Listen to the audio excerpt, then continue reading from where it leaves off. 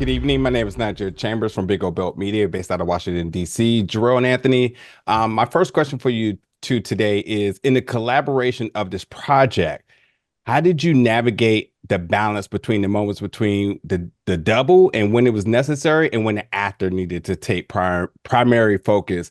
What was the process of making these decisions, and how did you communicate with one another to ensure the performances stayed seamless? I'll start and I'll take it. First of all, hi everybody. I guess the quick answer for me on that is whenever I was tired as hell. Um, Billy was very meticulous with the way he shot it.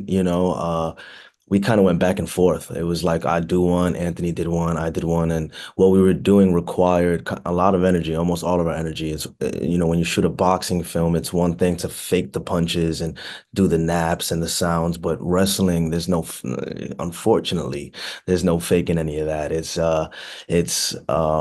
all your might, it's all your strength, and it's all your pull and pull, your push and pull. So. Billy coming up with the decision to have Anthony there wasn't only helpful for all the CGI and for all the special effects, but also just for both of us to kind of get some breathing room.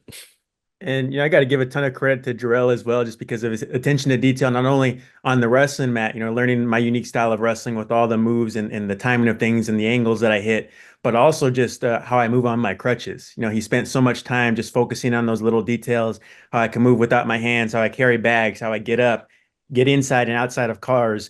And so for Jharrel, just his commitment to those little details, it was up to Billy to decide who he wanted to put in. And honestly, for me, watching the finished product, it was hard for me to tell most of the time, like who was actually wrestling, who was actually walking on the crutches, because how well he did and how much time and effort he put into it. So, he was telling me I could beat him in a race on the crutches. I definitely think he would. I wouldn't be looking back too far. He'd be right there next to me because of how good he got on those things. So. I appreciate the answer. Thank you so much. Thanks, man.